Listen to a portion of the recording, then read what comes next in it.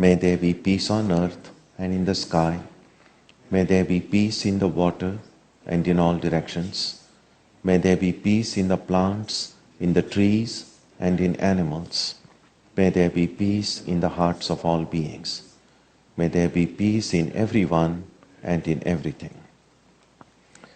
Sarvetra sukhinas santu, sarve santu niramayaha, sarve bhadrani pashyantu, ma kaschit dukha bhag bhavet, sarvastaratu durgani, sarvo bhadrani pashyatu, sarvas sadbuddhimapnotu, sarvas sarvatra nandatu. May all be happy and healthy.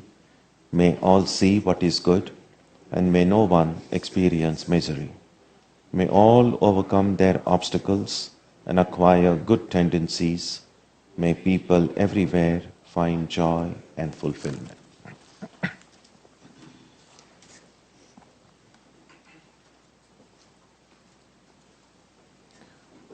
Let us now spend some time touching the center of peace and joy in our hearts. A good way to begin the practice is to withdraw the scattered energies of the mind and bring them to rest on one point. That point can be our own breathing. Let us therefore practice breathing with awareness. As we breathe in, let us visualize that our body and mind are being filled with love, strength, and compassion. And as we breathe out, let us release all the stress, anxiety, and exhaustion in the body and mind. Let us practice this way for a while.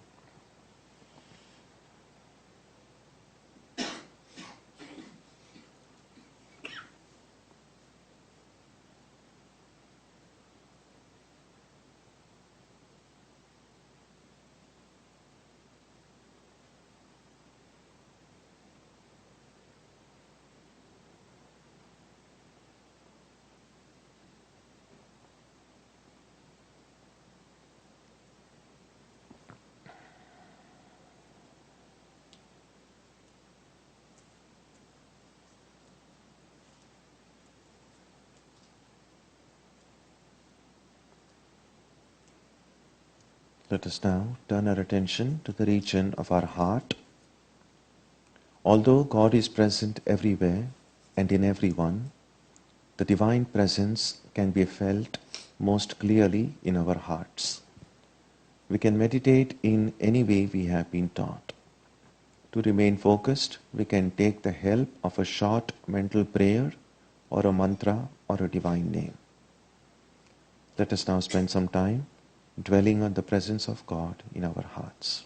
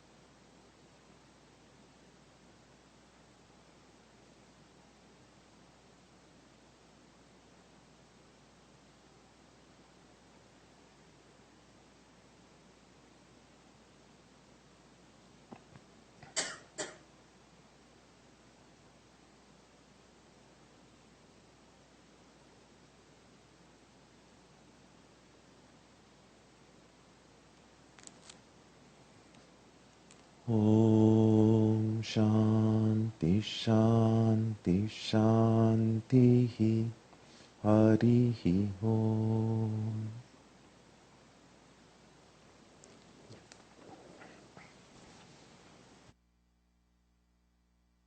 Sing to me Brahma Ram Krishna on page 37.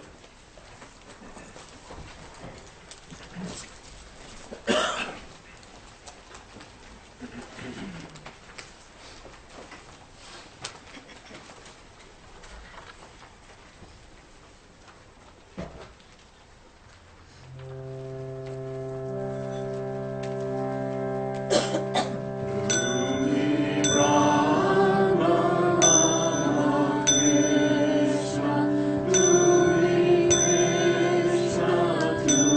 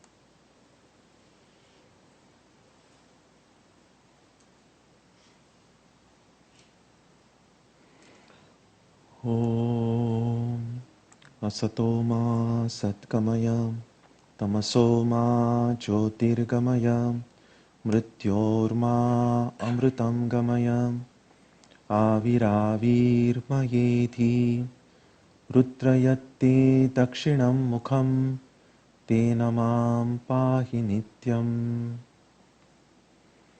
May the Divine lead us from the unreal to the real, from darkness to light, from death to immortality. May the Divine Consciousness fill our hearts and protect us. Our topic today is doing dialogue.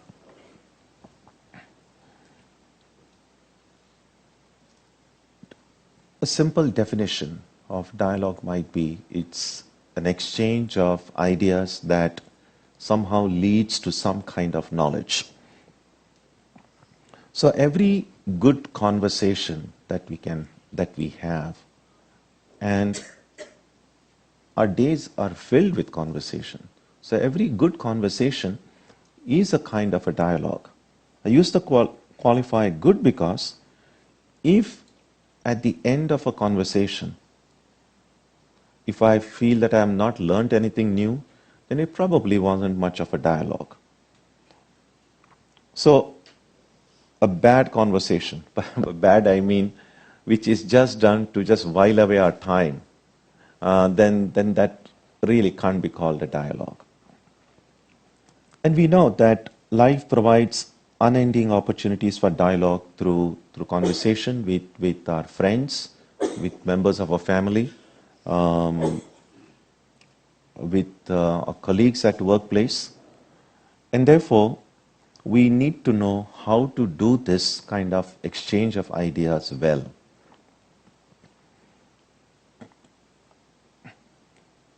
Now, if the primary topic in any conversation, if the primary topic is religious, then it becomes a religious dialogue. If it is social or political, then it becomes a social or political dialogue. If it involves people affiliated to different religions, then it becomes an interreligious dialogue. So there are many kinds of ways in which we can categorize dialogues. Now, dialogue can occur in real time. Well, I imagine most of the dialogue that most of us are engaged with occur in real time. You're actually speaking with someone, and that's happening at present time. But dialogue can also occur over a lengthy period of time. In fact, over a matter of hours, days, months, even years. For instance, it's possible to carry on a dialogue over emails. So a lot of times people have conversations via emails, or maybe today Twitter or any of these social media sites. But a dialogue can occur also through essays and books. So if someone presents a theory, someone presents an idea through an essay or a book, and someone who reads that essay and agrees or disagrees with it in some way, may then write another essay expressing what it is that they disagree with and why they feel that their idea is better or makes more sense than the one expressed earlier. And then maybe the original writer then reads this response and then responds back. So this kind of back and forth can occur over time as well. Now, many of the great philosophies, especially religious philosophies that have evolved over time, have done as a result of this kind of conversation. So you had this, for instance, in the Vedantic tradition, you had the Upanishads, the basic source text of Vedanta students. And then you had these commentators on it. So Shankaracharya was among them in the 8th century, in the Common Era. So he wrote commentaries on those Upanishads, of his understanding of what was the message the Upanishads were trying to convey. And then a few decades later, in fact, almost 2 or 3 centuries later, another great philosopher came named Ramanuja, and he saw the Upanishads in a different way.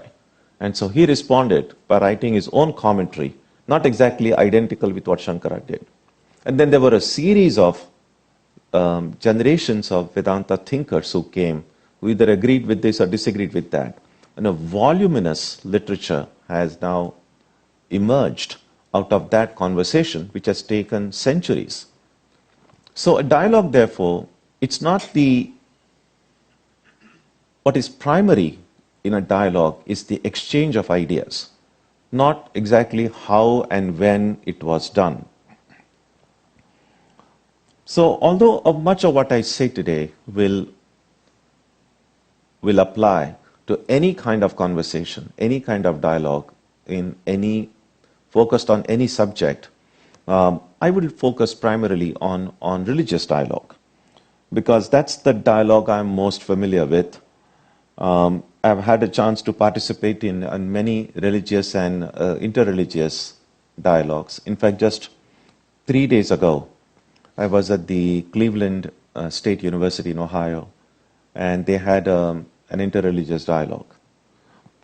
So, because of my familiarity with the subject, I think I will primarily speak from the perspective of an interreligious dialogue. But as I said, much of what I say will apply to any kind of conversation, any kind of dialogue that we may have in our lives.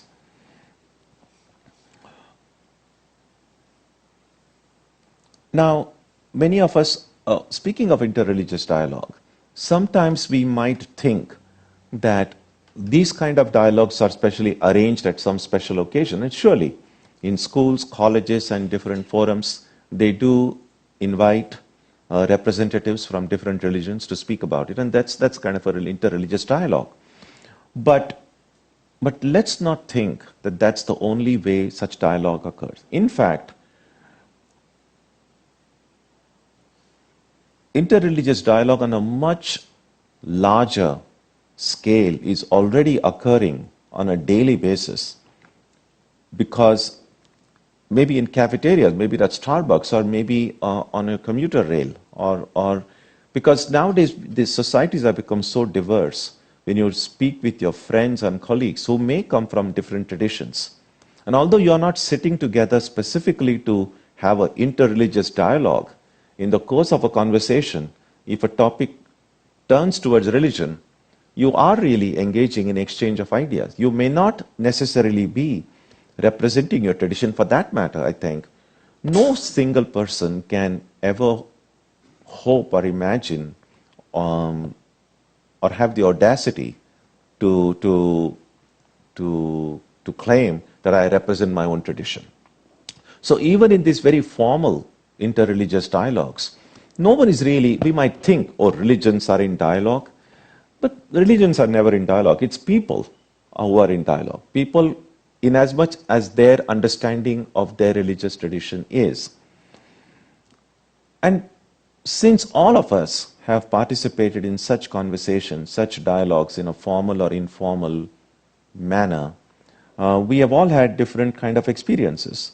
Sometimes we know that many of these dialogues, we come away inspired, we come away as having learned something, and many others probably were pretty boring, because although sometimes the intentions may be good, but the dialogue itself didn't occur in a real sense of the term. It is not meant to be criticizing about anything, but for instance, just the dialogue I was at last week, so there were representatives from 4 different traditions, and we were asked to speak about the beliefs and practices of your tradition in 5 minutes. So that made it 20 minutes. So introduction was 2 minutes, so that's 22 minutes. And then the participants separated out into groups. Maybe there were some 6 or 7 groups of almost 10 or 15 in each group. And they were all asked, given these leaflets to ask, like, what have you learned about the tradition other than your own within those 15 minutes? And they discussed. And then we had lunch, which was nice. It was a good Middle Eastern lunch, which was nice. I enjoyed it very much. Now, Now, even these kind of gatherings have some value, no doubt about it. But we also recognize it's pretty symbolical in some way. I mean, how much can you speak about it in 5 minutes? So what happens oftentimes is then we feel good about it. Oh yes, it's a good gathering and there's something we could meet with others, etc. But then at the end of it, it's very quickly, this feeling of goodness evaporates pretty quickly. And then we find we're not much different than what we were before the gathering. And so we have to recognize the symbolical nature of some of these dialogues. Anyway, so this was just an observation. So a dialogue, as we have seen, is a two-way process involving at least two individuals or two groups, two ideologies or two whatever, at least two. So it is a way, in some ways, of engaging with the other, someone who is different from me in some form or in some way. Now, this kind of engagement can occur either on an equal footing or an unequal footing. Now, the purpose of an interreligious dialogue depends on how the people who are engaged in that dialogue, how they view religion, their own and others. So the attitudes of the people involved in a dialogue influences the motives for a dialogue. Now, many different approaches to religious diversity are possible, but there are at least 4 different models which seem very basic to how we see religious diversity in our midst. The first is what I call the replacement model. Now, this is sponsored by those with an exclusivist approach to religion. So here the idea is there is only one true religion and all others are false. And therefore, any kind of engagement, any kind of a dialogue, the main motive, the main purpose of that dialogue would be to somehow find a way to replace the false religions with the one true religion. And so that's the replacement model. The second model can be called the fulfillment model. The fulfillment model is by those who adopt what can be called the inclusivist approach. Now, these are the people who believe that all religions have at least something good, something true in them. And so therefore, every religion serves some kind of a preparatory purpose, some kind of a way of preparing the person to then finally come to one true religion. Of course, and people who follow this kind of an approach believe that one true religion is their own religion. So in this kind of a approach, toleration is possible. So they tolerate other religion because, well, there's some truth in it. But eventually, when they know better, then that's a kind of a preparatory phase, and then they will come to one true religion. So it's possible to look at this model, the fulfillment model, as a kind of a toned-down version of the exclusivist model. So it is still exclusivistic, but not as antagonistic to those who are different from them. The third model is what can be called the mutuality model. Now, this is based on the recognition that religions of the world are equal partners, and there may be a lot to gain by sharing with one another and listening to one another. Now, this kind of a model, the mutuality model, encourages the dialogic approach. But this dialogic approach can still be in various shades. In every shade, the equality of religion may not be full and unquestioned. For instance, some may see religions as equal and worthy of engagement on the social and political level, but not on the religious level. So again, but still there is a possibility in this kind of a mutuality model for religions to at least come face to face and have conversation, have a dialogue. And the final one is what I call the acceptance model. This goes beyond mere tolerating other religions. Swami Vivekananda used to say that he didn't much like the idea of toleration, not because it is bad, but somehow saying that I tolerate you somehow makes you feel like I don't really like you, but I can survive. Or toleration like you are wrong, but it's okay. I'm broad enough to allow you to live. So Swamiji said a better word, better than toleration, is acceptance. Now, acceptance is possible only if I see that the other is as good as me. Why else would I accept it? But if there is an inequality in that kind of an acceptance, then there is still the possibility of some kind of a conflict. So in the acceptance models, all religions are viewed as equally true and authentic, and hence dialogue worthy at every level. Every religion is given freedom to express itself and to grow on its own terms.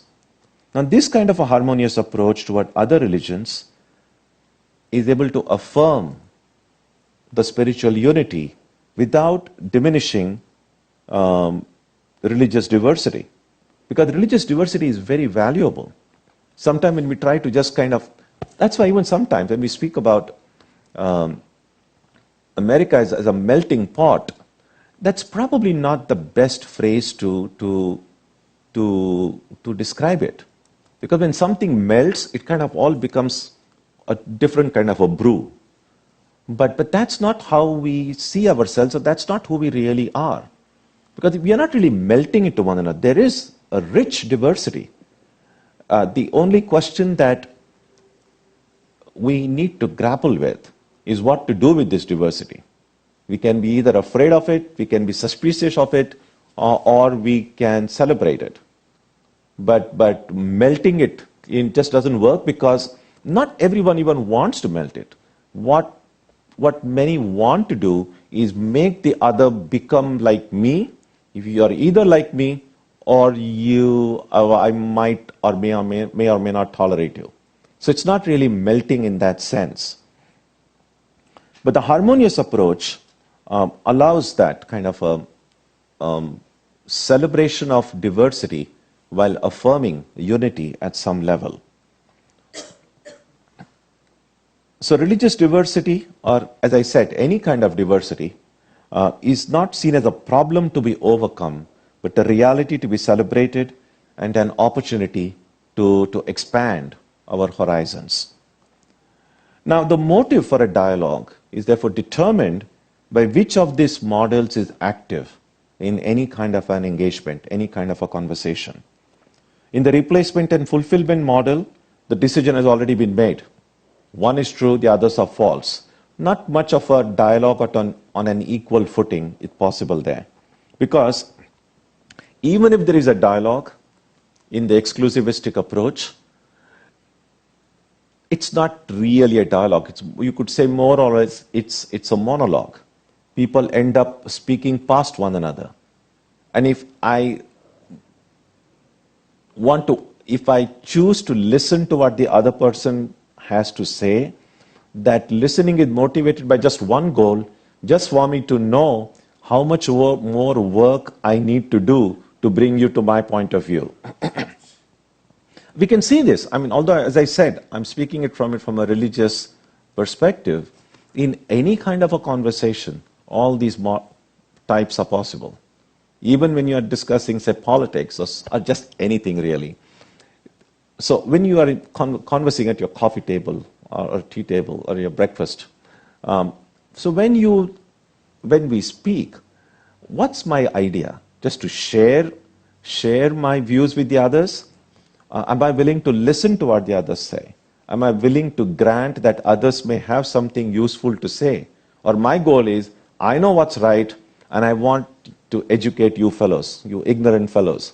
So that's we can see what's the level of conversation that goes on in our own lives. The mutuality model provides the best environment for dialogue, and the possibility that at least some among this mutuality model may come closer towards the acceptance model sooner or later. Now, even if people who are not particularly religious see the utility of dialogue in order to live harmoniously in a secular society, or at least tolerate one another's presence without too much suspicion, misunderstanding, or distrust. The dialogue in the acceptance model occurs not in response to a society's need for peace and harmony, but out of a natural desire to learn, to expand, and to enrich one's religious consciousness. Now, this kind of a dialogue occurs through a kind of a religious hunger to experience the presence and glory of God in as many ways as possible. We know that for many of us who are students of Sri Ramakrishna's life, that why did Sri Ramakrishna take it upon himself to study, learn about traditions other than the one in which he was born? Not just learn about it, but also practice it. He was not out to prove anything to anybody. He wasn't planning to write a book on religious harmony. He didn't have any agenda behind it. It was just this spiritual hunger that he loved God. He loved the divine so intensely that having seen that love, having experienced that love from the tradition in which he was born, and he saw people around him. India was in those days a British colony. There were big churches in Calcutta. There's substantial presence of Muslims in India. In fact, India is today the second largest Muslim population in the world is in India. Although popularly India is seen as a Hindu country, but it's not often recognized that among the countries of the world, the second largest population of Muslims is in India. So, because in Ramakrishna's time, and of course much more today, he knew that there were these people who worshipped God, prayed to God in a different way. He was very eager to know. Again, he was not trying to prove anything.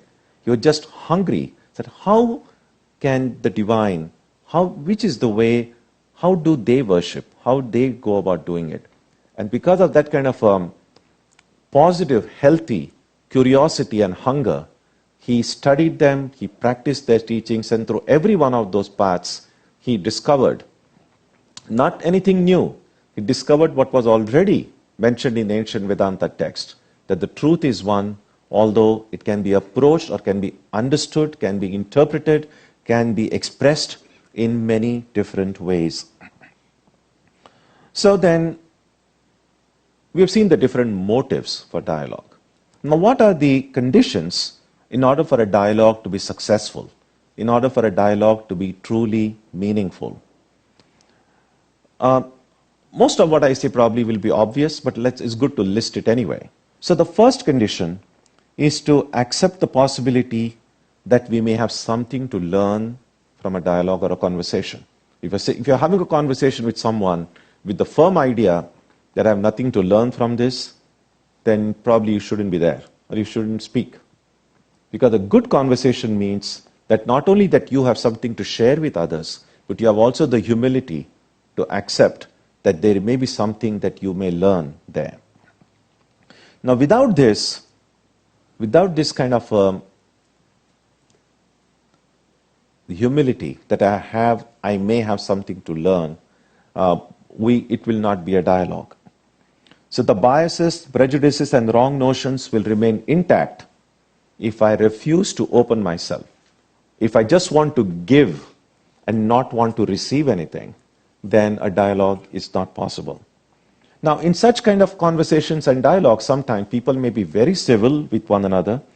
The smiles and the handshakes might be very warm and very genuine, but very little is learned by anyone. Because no one has come there to learn. Everyone has come there to teach. That's why sometimes it is said, it is so easy to find many teachers in the world, very few true students. That's what Swami Vivekananda used to say, learning is religion. At the end of the day, and so it's something that we all can practice. At the end of the day, before you go to sleep, if every one of us can ask ourselves this simple question, have I learned anything new today? It doesn't have to be some earth-shattering truth, something very minor. As I think I mentioned this earlier, a few months ago, I think last year probably, I was in visiting California, and then I offered to cook one day a breakfast. And then while I was cooking, I was trying to peel, I wanted to use ginger, and I was trying to peel off, and then someone who was next to me said, well, that's not the way to peel it, because I was using a knife. And someone said, you can just use a spoon to just peel off the ginger. And I had never known that. And I found that was so much more easier and better to do it. Now, as I said, when anything new you learn, it could be as simple as a better way to remove the skin of a ginger. But if at the end of the day I can say that I have learned at least something, then truly that day is not wasted. But at the end of the day, if I look and say, well, the whole day is gone, I have not learned anything new, then that day can be said to be truly wasted. So, at the end of a conversation, every one of us should feel some way enriched, some way that we have learned something, and that is important. The second condition for a good dialogue, a good conversation, is listening to one another with respect, care, and understanding. Now, if the respect is genuine, and if we listen to what is said with attention, then it minimizes the impact of our inherited biases and prejudices. And the desire to understand may remove at least some of our prejudices and biases. That's why it's very important in any dialogue, in any conversation, to be respectful, to pay attention, and to try to understand. In many conversations, as I read many years ago in a book, and I think I mentioned this before as well, that even if a bunch of people are sitting and conversing, how many are listening? So maybe one person, sometimes 2 or 3 people may be speaking at the same time, in which case it's just a commotion, no one listens. But even if one person is listening and others are quiet, there's no guarantee that the others are listening. Maybe others are just waiting. When will this person stop and I will have a chance to say what I want? So the opposite of speaking may be just waiting. So for a good conversation, therefore, when someone is speaking, others must have the humility and the basic respect to listen to, even if what the other person is saying is something you totally disagree with, you still must allow the other person to have his or her say. And then when you get your chance, you can disagree. So a good dialogue doesn't necessarily mean agreement. It can be total disagreement, but it still can be done with great amount of respect, love, and understanding. A third condition for a good dialogue is to refrain from making any assumptions, which means coming to the table without any preconceived or predetermined agenda or goal. So nothing should be taken for granted and nothing should be considered non-negotiable. As I said, a dialogue doesn't necessarily mean an agreement at all levels. On the other hand, a dialogue is meant to reveal where we agree and where we disagree. And finally, another condition for dialogue is to speak frankly and openly, not just about what is shared in common, but also where we differ. And this is something that can occur in any kind of a dialogue, but particularly so in religious dialogue. Over the years now, I've had a chance to visit many of the interreligious dialogues, and what has been somewhat disappointing, I mean, other than having to speak of your tradition in 5 minutes, which is ridiculous, but even if you have a longer time, even if you have a half a day or a day-long dialogue, when you have a little bit more time to exchange ideas, the fear of treading on someone's sensibilities, the fear that I may offend someone, prevents people from exchanging ideas which go against some of the beliefs or practices of the other members of the dialogue. So what ends up happening is, everyone says, oh, be good, do good, let's be loving, let's be... Of course, everyone agrees with it. I mean, who would disagree with things like that? And so you come away at the end of the day, haven't learned anything, but having just felt good and say, why are people fighting? Everyone is so good. Well, of course, everyone is so good. But this is not to minimize or to be in denial that, yes, sure, there are some differences. So if we are able to express our points of agreement and points of disagreement frankly, again, with respect, what's helpful here is not to think in terms of right and wrong, but think in terms of being different. And so here is a question. Just because someone is different, does it mean that person is wrong? Because our idea of what is normal or what is right has gotten extremely relativized in the times in which we live. For most people, what I think, what I believe, what I do, that's normal. That's good. If anyone thinks differently, if anyone does things anything differently, well, either that's not normal or it's just wrong. That attitude is I think, a major problem, which creates these clashes or conflicts or quarrels or misunderstandings. So the example that sometimes is given in Vedanta texts, and Swami Vivekananda certainly referred to it, was this. For instance, and if you have one building and you take 10 different photographs from 10 different directions, and then you line up all those photographs, then none of those photographs are going to look identical. And yet, they are photographs of the same building. So exactly possible to say that a lot of the topics we discuss amongst ourselves, and certainly topics related to religion and God, are much too vast, or much too abstract. And when we express our ideas about any topic, it's only a one snapshot, one picture from one angle.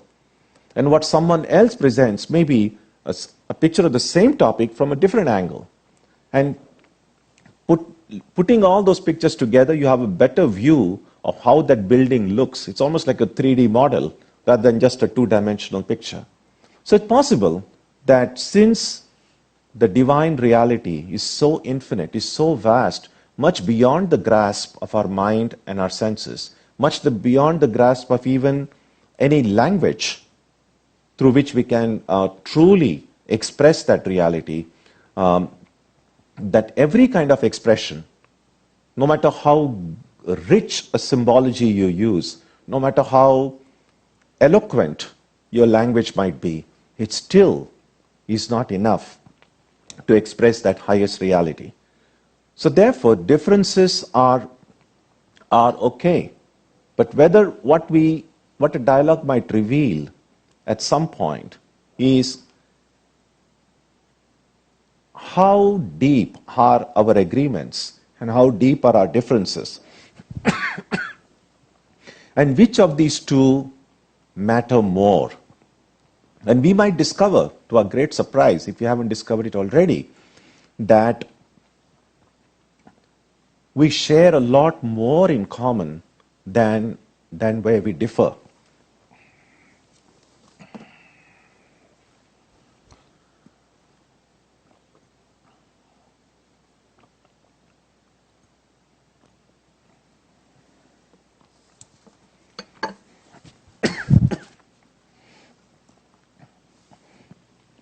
Speaking in Boston here in 1896, Swamiji said, "Truth may be expressed in 1,000 ways, and each one yet be true.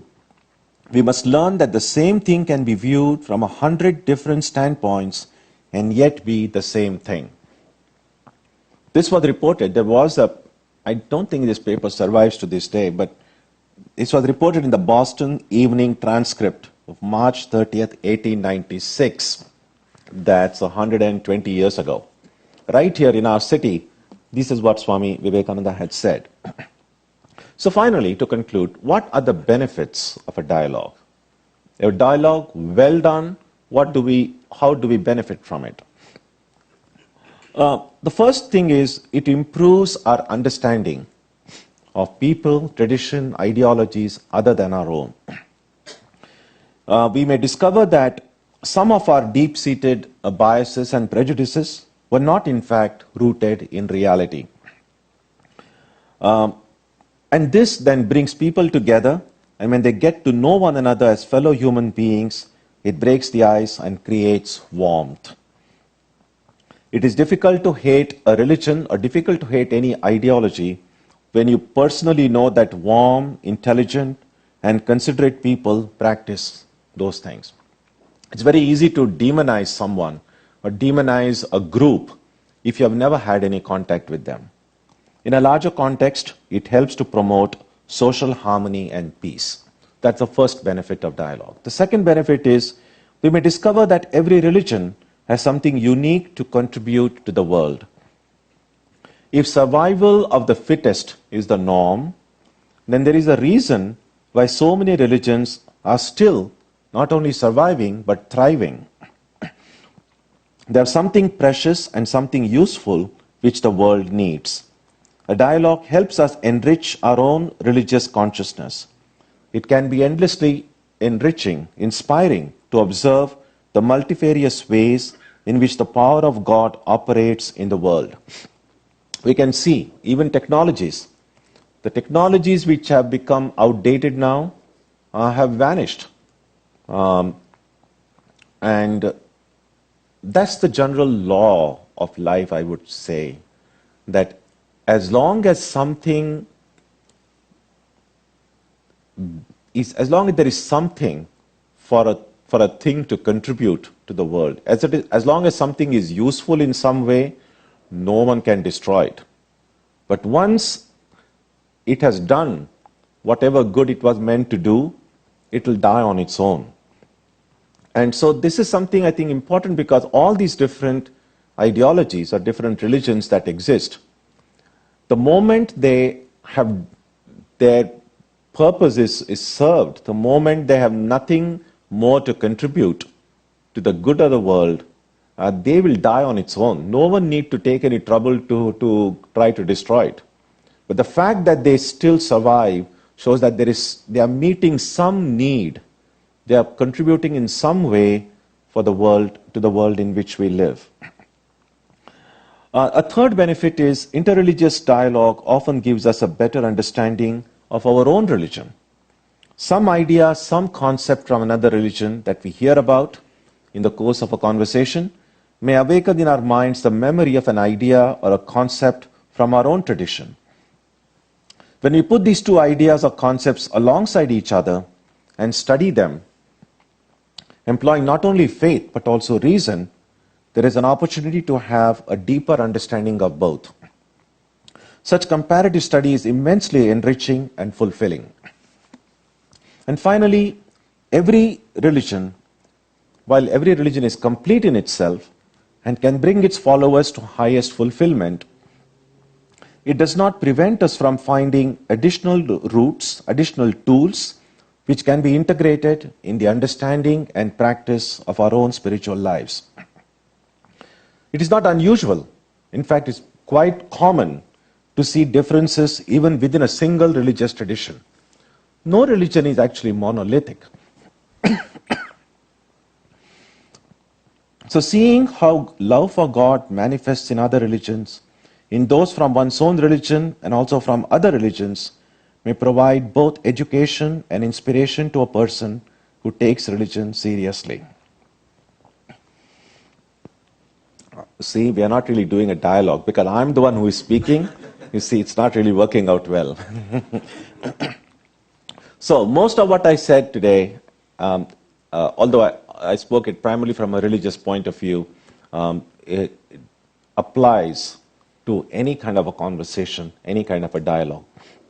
So I would urge you to reflect a little bit more on it, because this will definitely improve the quality of your conversation. And it's especially important now that Thanksgiving is approaching, and on which families come together. Oftentimes, many of your relatives whose presence you cannot stand will be at the table on that day. So with some of these ideas of conversation in our heart, we may be able to make our Thanksgiving dinner a more enriching, more fulfilling experience. Om Jananim Saradam Devim Ramakrishnam Jagadgurum Padapadme Tayo Shritva Pranamami Muhurmuhu.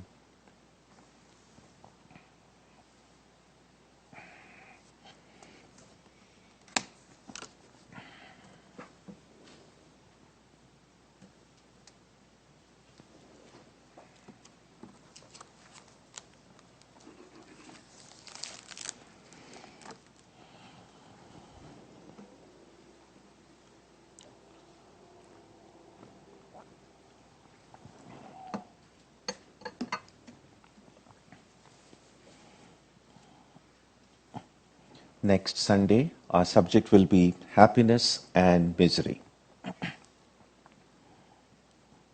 Hope studying this subject may bring us more happiness and misery.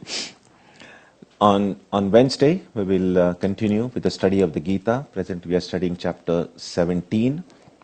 So you're welcome. That's at 7:30. Speaking of Gita, a chapter 16 CD is now available in the bookstore. For those of you who missed any of these, would like to have a copy, can pick it up. On Tuesday and Saturday, our Aarti and meditation will also continue as usual. So let's conclude with a prayer now on page 3.